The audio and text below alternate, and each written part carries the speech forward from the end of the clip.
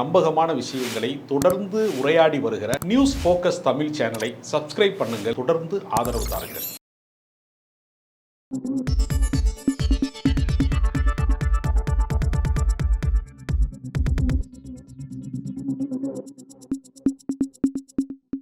வணக்கம் சார். வணக்கம்.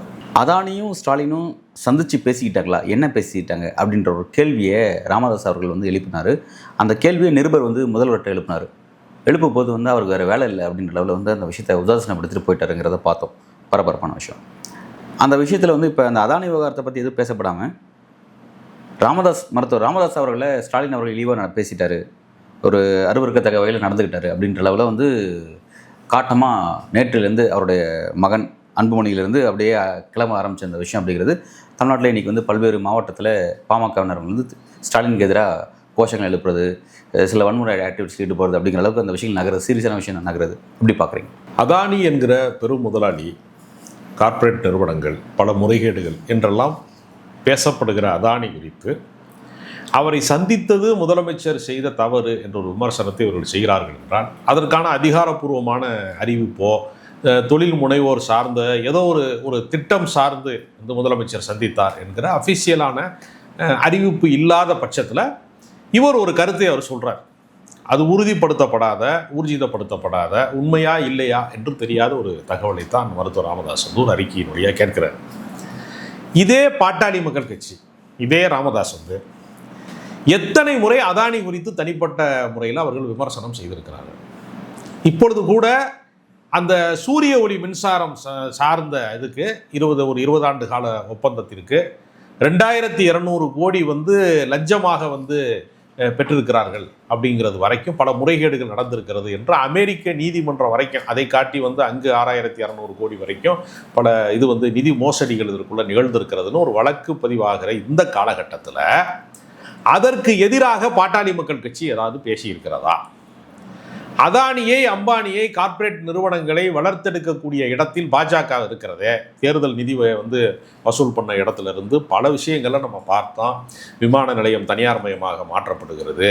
அதை கௌதம் அதானிக்கு குஜராத்தினுடைய துறைமுகம் தாரை வார்க்கப்படுகிறது. அதன் வழியாக தான் போதைப் பொருட்களே கூட புழங்குகிறது. இவ்வளவு சர்வசாதாரணமாக போதை எல்லா இடங்களிலும் புழங்குவதற்கு கூட அந்த துறைமுகம்தான் அதானியினுடைய அந்த துறைமுகம்தான் காரணமாக இருக்கிறது என்றெல்லாம் விமர்சனம் வருகிறது.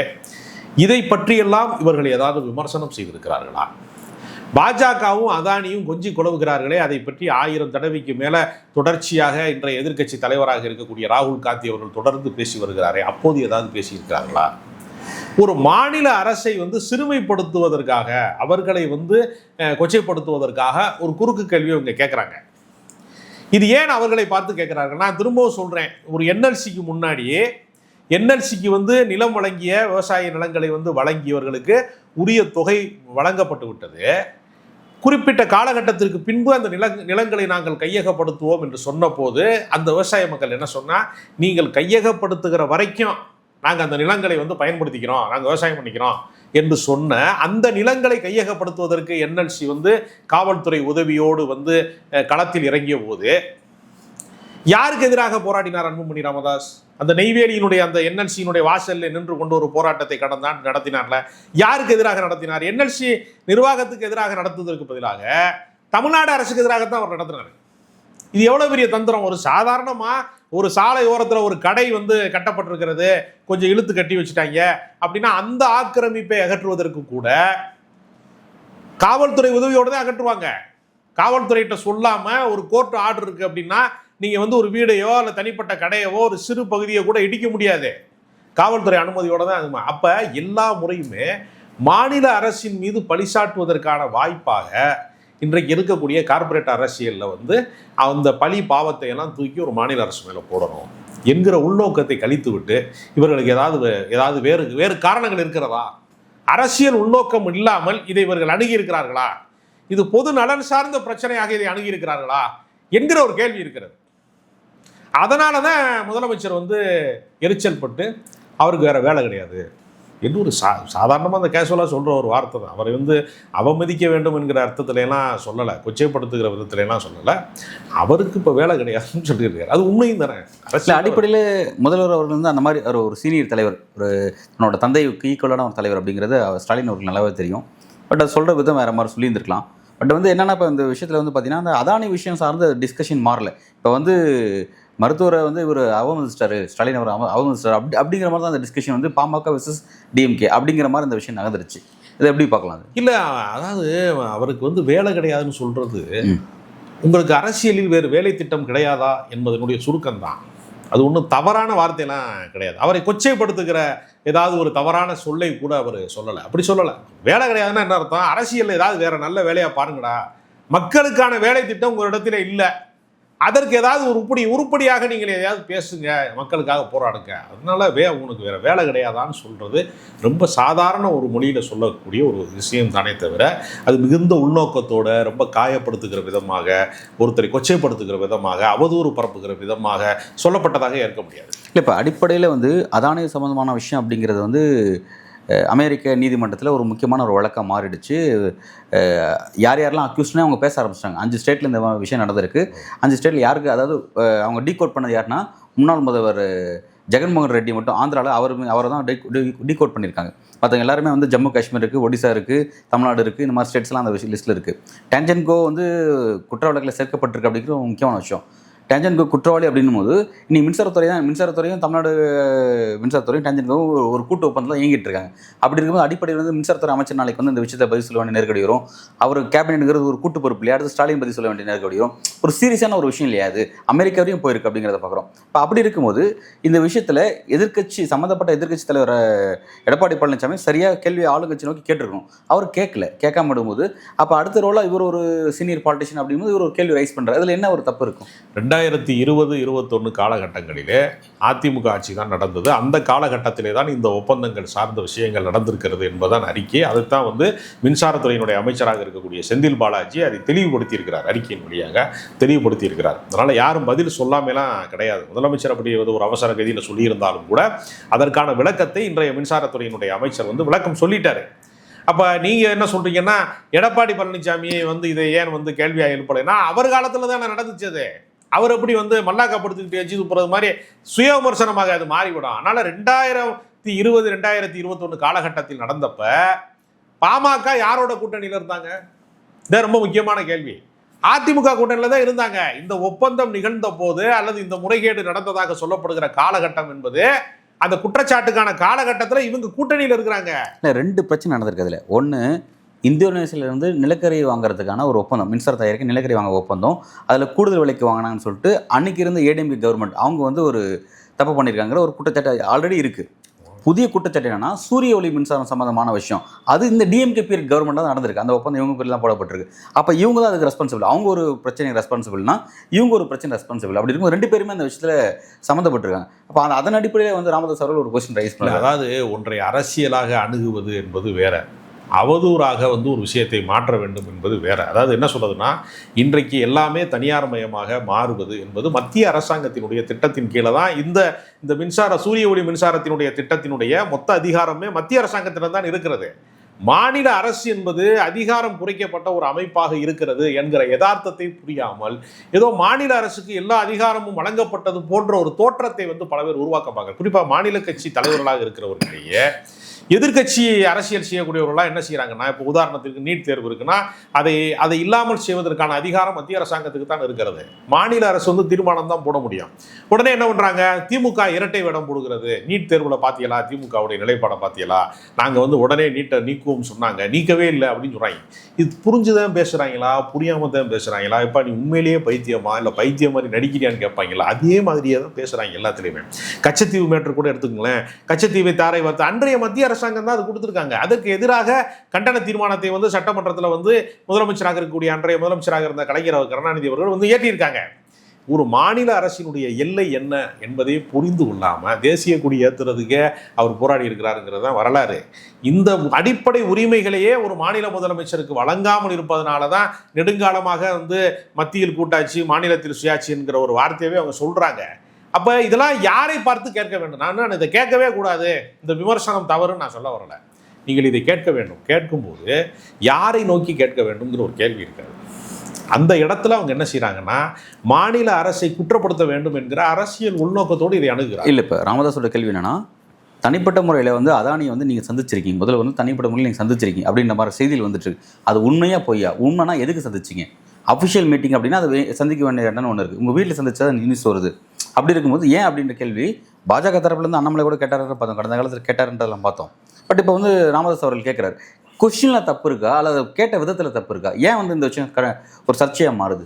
இல்லை, அதாவது ஒரு அதானியை வந்து சந்திக்கவே கூடாது என்றோ, புதிதாக எதுவும் தொழில் வந்து தமிழ்நாட்டிலே வந்து தொடங்கவே கூடாதோ என்றோ நம்ம சொல்ல முடியாது. அதிகார துஷ்பிரயோகத்தை தான் நம்ம வந்து எதிர்க்க முடியுமே தவிர, எல்லா காலகட்டத்திலேயுமே டாடா நிறுவனங்கள் போன்றவர்கள் பல நிறுவனங்கள் வந்து கடந்த காலங்களிலுமே உருவாக்கப்பட்டிருக்கிறது. அதனால தொழில் சார்ந்து தமிழ்நாட்டிற்கு வந்து புதிய தொழில் வளர்ச்சி சார்ந்து புதிய முதலீடுகளை ஈர்ப்பது என்கிற அடிப்படையிலே இந்த அரசு செயல்பட்டு கொண்டிருக்கிறது என்கிற அடிப்படையில் அதானியை வந்து முதலமைச்சர் சந்தித்திருக்கலாம். அவர்களுக்கு ஒப்பந்தம் நிறைவேறுகிற பட்சத்தில், பேச்சுவார்த்தை முடிவுக்கு வருகிற பட்சத்தில் அதை அவங்க அறிவிப்பாங்க. இதில் ஒன்றும் ரகசியமான சந்திப்பு இல்லை என்று நம்ம இதை குறிப்பிட முடியாது. இல்லை, இதில் ஒரு இன்னொரு பார்வை பார்க்க வேண்டியது இருக்குது. ஏன்னா அதானி தொடர்பான விஷயத்தில் நாடாளுமன்றத்தில் அவர் மீது ஒரு கூட்டுக்குழு விசாரணை வேணும்னு சொல்லி திமுக எம்பிக்கள் ரைஸ் பண்ணுறாங்க. எதிர்க்கட்சி வரிசையில் அங்கே அதானிக்கு எதிரான அரசியல் பண்ணுறாங்க டெல்லியில். பட் மாநிலத்தில் அதானியோட நட்புறவா அப்படின்னு அது ஒரு சிக்கலெல்லாம் மாறும் அந்த விஷயம். இல்லை, அதாவது இது வந்து தொழில் வளர்ச்சி சார்ந்து அதானியை வந்து முதலமைச்சர் சந்திப்பது என்பது நமக்கு ஒரு குற்றச்செயலை கருத முடியாது. அதே சமயத்தில் அதானியினுடைய முறைகேடுகள் குறித்து கேள்வி கேட்பது அப்படிங்கிற அளவில் தேசிய அளவில் கேள்வி கேட்கிறார்கள் என்பது இரண்டையும் நம்ம குழப்பிக்கொள்ள வேண்டிய அவசியம் இல்லை. முதலீடுகளையும் ஈர்க்க வேண்டும், முறைகேடுகளை தடுக்க வேண்டும் என்கிற ஒரு நிலைப்பாட்டை வந்து திமுக கையாளுகிறது என்று நம்ம புரிந்து கொள்ளலாம். நான் இப்போ இன்னொரு கேள்வி மட்டும் கேட்குறேன். அதானியை எதிர்க்கக்கூடிய இடத்துக்கு எதிர்கட்சிகள் எல்லாமே இருக்காங்க. அதானி ஆதரிக்கக்கூடிய இடத்துக்கு மோடி உள்ளிட்ட பாஜகவினர் இருக்காங்கிறத புரிஞ்சுக்கணும். ரெண்டாவது வந்து எதிர்கட்சியில் ஆளக்கூடிய மாநிலத்தையும் அதானியோட ரோல் எங்கேயோ தேவைப்படுது. காங்கிரஸோட முதல்வர்களோ மற்ற முதல்வர்களோ அதானி கூட சந்திக்கிறதோ ஏதாவது ஒப்பந்தம் போடுறதோ போடுறாங்க. இப்போ அதானி இல்லாமல் இந்தியா இயங்காதா? ஏன்னா ஆளுங்கட்சிக்கும் அவர் தேவைப்படுறாரு, எதிர்கட்சிக்கும் தேவைப்படுறாரு. அப்படின்னும் போது எல்லா இடத்துலையும் நீக்க மாதிரி நிறைஞ்சிருக்கக்கூடிய இடத்துக்கு அவர் வந்துட்டாரா? அவர் இல்லாமல் இந்தியாவே ரன் ஆகாதா? இது எப்படி புரிஞ்சுக்கலாம்? அதாவது எல்லா அரசியலுமே முதலாளித்துவ அரசியலாக மாறியதற்கு பின்னால், எல்லாமே தனியார் மயமாக மாறியதற்கு பின்னால், எல்லாமே கார்ப்பரேட் மயமாக மாறியதற்கு பின்னால் இதெல்லாம் இல்லாமல் அரசியல் நடத்துகிறார்கள் என்று சொல்வது அரசியல் அறியாமையை காட்டுகிறது. இப்படித்தான் வந்து நிகழும். இதில் நாம் இருக்கிற ஜனநாயகத்திலே நமக்கு இருக்கக்கூடிய வாய்ப்பு இருக்கிற தீமைகளிலே குறைந்த தீமையை தேர்ந்தெடுப்பது என்று சொல்வதைப் போல தான் இது மாதிரியான தொழில் வளர்ச்சி சார்ந்து தொழில் அதிபர்களை சந்திப்பது அப்படிங்கிறது. இப்போ இதுவே தனியார் மயத்துக்கான ஒரு இடம் தானே. இப்போ நம்ம தனியார் மயத்தை ஒரு பக்கம் எதிர்க்கிறோம், தனியார் மயத்தில் இடஒதுக்கீடு வேணும்னு ஒரு பக்கம் பேசுகிறோம். தனியார் மயம் வந்து பொதுத்துறை நிறுவனங்களுக்கு எதிரானது, அது வந்து சாமானிய மக்களினுடைய வாழ்வாதாரத்தை பாதிக்கக்கூடியது என்று நாம் சொல்லிக்கொண்டு புதிய முதலீடுகளை ஈர்க்கிறோம் என்று சொல்வதில் ஒரு முரண்பாடு இருக்கத்தான் செய்யுது. இந்த முரண்பாடு வந்து களையப்பட முடியாத அளவிற்கு யதார்த்த சூழல் இருக்கிறது. ஏன்னா இப்போ புதிய பொருளாதார கொள்கை வந்தபோது, அந்த காட்டு ஒப்பந்தங்கள்லாம் நிறைவேற்றப்பட்ட போது, அது மிகப்பெரிய தீமை என்று சொன்ன இடதுசாரிகள் பல பேர் அவங்க ஆளுகிற மாநிலங்களிலேயே சில திட்டங்களை ஏற்க வேண்டிய நிலைமை அவர்களுக்கு வந்தது. இதுதான் யதார்த்தம். அப்போ புதிய பொருளாதார கொள்கையை நாங்கள் வந்து ஏற்க மாட்டோம் என்று சொன்னால், இன்றைக்கு இருக்கக்கூடிய நவீன உலகத்தில் இன்றைக்கு இருக்கக்கூடிய ஒரு இளைஞனுக்கு ஒரு வேலை வாய்ப்பு உருவாக்குறது, ஐடி செக்டாரில் இந்த மாதிரி ஐடி பார்க் உருவாக்குறது, இது மாதிரியான திட்டங்களை எல்லாம் நம்ம வந்து நிறைவேற்றாமல் விட்டுவிட்டால் வேலைவாய்ப்பு பிரச்சனைங்கிறது பல மடங்கு பெருகக்கூடியதாக இருக்கிறது. அப்போ சமகாலத்தினுடைய போக்கையும் நம்ம உள்வாங்கி கொண்டு அதனுடைய தீமையை வந்து நிராகரிக்க வேண்டிய ஒரு அவசியம் ஒரு மாநில அரசுக்கும் இருக்கிறது. அந்த அடிப்படையில் திமுக இதை அணுகுகிறது என்று நான் பார்க்கிறேன். கேள்வி கேட்கக்கூடிய பாமகவோட தலைவர் வந்து முதல் வந்து ஒரு உதாசீனப்படுத்திட்டு போகிற மாதிரி தான் அவருடைய அந்த ஸ்டைல் இருக்குது அப்படிங்கிறத பார்க்குறோம். பட் அதுக்கு மறுப்பு தெரிவித்து முதல்வர் வருத்தம் தெரிவிக்கணும், மன்னிப்பு கேட்கணும்னு சொல்லி ஒரு கோரிக்கை வைக்கக்கூடிய அன்புமணி அவர்கள் என்ன குறிப்பிட்றாருன்னா, நாங்கள் இல்லாட்டி உங்கள் அப்பா வந்து 2006 முதல்வர் ஆகிருப்பாரா அப்படிங்கிற மாதிரியும், பிறகு உங்கள் அப்பா இறந்ததுக்கு பிறகு பீச்சில் எப்படி உங்கள் அப்பாவுக்கு இடம் கிடச்சிச்சு, நாங்கள் தான் வந்து அது சார்ந்த வழக்குலாம் கொண்டு போனோம் அப்படிங்கிற மாதிரி அந்த விஷயத்தெல்லாம் கிளைம் பண்ணுறாங்க. அப்போ எங்களோட ரோல் கடந்த காலத்தில் நீங்கள் எங்களோட இந்த அளவுக்கு பயணப்பட்டு வந்திருக்கீங்க, இன்றைக்கி வந்து எங்கள் அப்பா இப்படி உதாசனப்படுத்துறீங்களே, தலைவர் உதாசனப்படுத்துறீங்க அப்படின்னு சொல்லி அன்புமணி காட்டமாக சில கேள்வி முன்னிக்கிறார். அதில் இருக்கிற அந்த நியாயத்தை எப்படி பார்க்குறீங்க?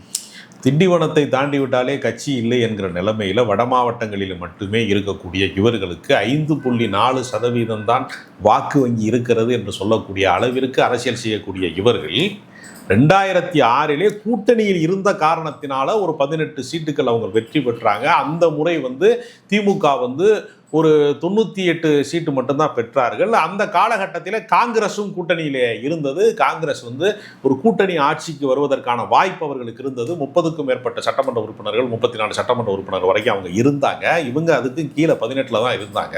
அப்படி ஒரு கூட்டணி ஆட்சி வந்துவிடுமோ என்று சொல்லுகிற போது சோனியா காந்தியிடம் பேசி தனித்த ஆட்சியவே கலைஞர் அவர்கள் உருவாக்கி கொண்டார்.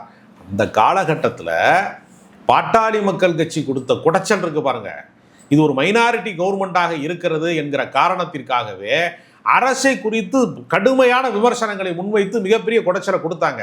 அந்த ஆட்சி முடிந்ததற்கு பின்பு பாமக தனிமைப்படுத்தப்பட்டது. அரசியலில் நீங்கள் பார்த்தீங்கன்னா இன்றைக்கு வரைக்குமே மாற்றம், முன்னேற்றம், அன்புமணி என்றெல்லாம் அவங்க வந்து விளம்பரம் கொடுத்தாங்க. அவர் தான் முதலமைச்சர் வேட்பாளர்லாம் சொல்லி பார்த்தாங்க. அது தமிழ்நாடு தழுவிய இயக்கமாக கூட அது இல்லை. அதனால் அவங்களுக்கு என்ன ஒருன்னா, நாங்கள் தான் வந்து கலைஞரை முதலமைச்சர் ஆக்குறோம்னு சொல்வதற்கு எவ்வளவு தெனாவட்டு இருக்கணுங்கிறத நம்ம யோசிக்க வேண்டியது. ஏன்னா கலைஞர் அவர்கள் 69 அவர் 45வது வயதிலேயே அவர் முதலமைச்சர் ஆயிட்டாரு. நீங்கள் வரலாற்றை திரும்பி பார்க்க வேண்டாம். அவர் வந்து ஒரு முறை கூட சட்டமன்றத்திலே வந்து தோற்காத தொடர்ச்சியாக வெற்றி பெற்ற ஒரு வேட்பாளராக இருந்திருக்கிறாரு. அவருடைய தலைப்பு செய்தியாக மட்டுமே கலைஞர் இருந்திருக்கு. அவருக்கு ஒரு மிக நீண்ட அரசியல் இருக்கிறது. நீங்கள் 1989 தான் நீங்கள் வன்னியர் சங்க பிரச்சனையின் வழியாக நீங்கள் அரசியலுக்குள்ளேயே அடியெடுத்து வைக்கிறீங்க. உங்களுடைய அரசியல் 90களுக்கு பின்பு உள்ள காலகட்டத்தில் தான் உங்கள் அரசியல் என்பது வெறும் 10 ஆண்டு காலத்துக்குள்ளேயே சுருங்கி விட்டது. அதற்கு மேலே வளர்ச்சி நிலையில் எட்டப்படாமல் சுருங்கி விட்டது. நீங்கள் வந்து நாங்கள் தான் கலைஞரை வந்து நாங்கள் முதலமைச்சர் ஆக்கணும் என்று சொல்வது கூட்டணி கட்சிக்காக, நீங்கள் கூட இருந்தீங்கிறதுக்காக, நீங்கள் மாப்பிள்ளை தோழனாக இருந்ததற்காக, நான் தான் மாப்பிள்ளைன்னு சொல்கிறது மாதிரி நீங்களே வந்து அதிகமாக பில்டப் கொடுக்குறது. அப்புறம் என்ன செஞ்சாங்க? மெரினா பீச்சில் வந்து கலைஞர் அவர்கள் இறந்தபோது உணர்ச்சி வசப்பட்ட நிலையில் தமிழகம் மொத்தமுமே ஒரு மிக நீண்ட வரலாற்று பெருமிக்க ஒரு தலைவருடைய மரணத்தில் துக்கத்தை அனுசரித்து கொண்டிருக்கிற போது நீதிமன்றத்திலே போய் பீச்சில் அவருக்கு இடம் கொடுக்கக்கூடாது என்கிற வழக்கை இவங்க வந்து ஏற்கனவே உள்ள வழக்கை புதுப்பித்தால், அந்த அப்ஜெக்ஷன் வந்து மறுப்பு தெரிவித்தால், இவர்கள் மீது ஒரு வெறுப்பு பரவுங்கிறதுக்காக தான் அவங்க மௌனம் காத்தாங்க. அதை வந்து ஒரு பெருந்தன்மையாக நாங்கள் தான் உங்களுக்கு கொடுத்தோம்னா, இப்போ நான் ஒன்று சொல்கிறேன், இப்போ சமகால பிரச்சனை ஒன்று சொல்கிறேன். கஸ்தூரியை வந்து கைது செஞ்சுட்டாங்க, அவதூறாக பேசுகிறாங்க தெலுங்கு மக்கள்னு. அப்போ அவங்க வந்து என் வீட்டில் வந்து ஒரு ஸ்பெஷல் சைல்டு இருக்கு, பார்த்துக்கிற ஆள் இல்லை, கருணை அடிப்படையில் எனக்கு ஜாமீன் தரணும் என்ற நீதிபதி இடத்திலே மன்றாடிய போது தமிழக அரசு, காவல்துறை மறுப்பு தெரிவிக்கலை. மறுப்பு தெரிவித்திருந்தால் ஜாமீன் கிடைக்காது. அப்போ தமிழ்நாடு அரசு யார் வழக்கு போட்டாங்களோ, யார் கைது செய்வதற்கு காரணமாக இருந்தாங்களோ அவங்களே கருணை காட்டினாங்கல்ல. இதைத்தான் நீங்கள் சொல்கிறீங்க. நாங்கள் வந்து வழக்கு மன்றத்தில் வந்து நீதிமன்றத்தில் வந்து நாங்கள் அதற்கு எதிர்ப்பு தெரிவிக்கவில்லை, அது ஒரு பெரிய பெருந்தன்மை அப்படின்னு நீங்கள் சொல்கிறீங்க. நான் என்ன கேட்குறேன், கலைஞரையே முதலமைச்சராக்குனது நாங்கள் தான், நீங்கள் சொல்றீங்கல்ல. இவ்வளவு சர்வ வல்லமை கொண்டிருக்கக்கூடிய கிங் மேக்கராக இருக்கக்கூடிய நீங்கள் முதலமைச்சர் ஆகுங்களேன், தமிழ்நாட்டை நீங்கள் ஆளலாமே. நீங்களும் சமூக நீதி பேசுகிறீங்க, யாருங்களேன். எல்லாருமே வந்து வேறு தேசத்தில் இருக்கிறவனை அந்நியன்னு சொல்லுவான், சீனாக்காரனை அந்நியன்னு சொல்லுவான், பங்களாதேஷ்காரன் பாகிஸ்தான்காரனை வந்து அந்நியன்னு சொன்னதை நம்ம கேள்விப்பட்டிருக்கோம். வன்னியர் ஓட்டு அந்நியருக்கு இல்லைன்னு பக்கத்து தெருவில் குடியிருக்கிறவனா பட்டியலின சகோதரனை அந்நியராக பார்த்தது தானே உங்கள் வரலாறு. உங்களுக்கு என்ன ஜனநாயகம் இருக்கிறது? 3 ஊர்களை தீ வச்சு கொளுத்துனீங்களா இல்லையா? யாரோ ஒரு தனிப்பட்ட காதல் ஜோடி, யாரோ ஒரு பொண்ணும் பையனும் காதலிச்சாங்கிறதுக்காக 3 ஊரை, தருமபுரி பக்கத்தில் நீங்கள் 3 ஊரை வந்து அண்ணா நகர் இந்த மாதிரியான ஊர்களை 3 கிராமங்களை நீங்கள் கொளுத்துனீங்களா இல்லையா? உங்களுக்கு என்ன வரலாறு இருக்கிறது? நாயகன் கொட்டாயம் விஷயத்தை குறிப்பிடுறீங்களா? ஆமாம். அப்போ நீங்கள் வந்து உங்களுக்கு என்ன வரலாறு இருக்கிறது? நீங்கள் பேசுகிற சமூக நீதிக்கு நீங்களே எதிராக இருக்கீங்க. அம்பேத்கர் சிலையை திறந்து விட்டு சேரியை கொளுத்துகிற வரலாறு தான் உங்கள் வரலாறு. அதனால் நீங்கள்லாம் சமூக நீதி பேசுவது, நீங்கள்லாம் நாங்கள் தான் திமுகவை முட்டு கொடுத்தோம்னு சொல்கிறதெல்லாம் ரொம்ப பெரிய வரலாற்று பிழை. அரசியல் நாகரிகத்திற்கும் பாமகவுக்கும் எந்த சம்மந்தமும் கிடையாது. இப்பொழுது கூட 10.5 இடஒதுக்கீட்டுக்கு உங்கள் அப்பே விட்டு சொத்தியா நான் கேட்குறேன், உன்னை வந்து நான் பார்க்கணுமான்னு கேட்டாரா இல்லையா? ஒரு நான் கேட்குறேன், ஸ்டாலின் என்கிற தனிநபரை விட்டுருங்க. தமிழ்நாட்டினுடைய முதலமைச்சர் என்கிற மாண்புக்காகவாவது நீங்கள் மரியாதையாக பேசுனீங்களா? நீங்கள் உன்னை வந்து நான் வந்து பார்க்கணுமானா இது பண்ணையார்த்தனமா இல்லையா? நான் வந்து ஜமீன்தாரு, நீ வந்து கூலியாள் மாதிரி தானே அது பேச்சு. அப்போ இந்த ஜாதி மேட்டிமை புத்தியை வந்து வைத்துக்கொண்டு, ஆதிக்க சாதி புத்தியை வைத்துக்கொண்டு நீங்கள் வந்து சும்மா படையாட்சிகளுக்கும் பட்டியல் இனத்துக்கும் சண்டை போடுகிற ஒரு குறுகிய அரசியலை செய்யக்கூடிய நீங்கள் ஒரு சமூக நீதிக்காக ஒரு மொழி போராட்டத்தை நிகழ்த்திய வந்து ஒரு மிகப்பெரிய சமூக நீதி இயக்கமாக இருக்கக்கூடிய திராவிட இயக்கத்தை பேசுவதற்கு எந்த அருகதையும் கிடையாது. ராமதாஸ், பாமக திமுக இந்த பிரச்சனை அப்படிங்கிறது அடுத்த கட்ட எதை நோக்கி நகருதுங்கிறத பொறுத்து பார்ப்போம் சார். நன்றி.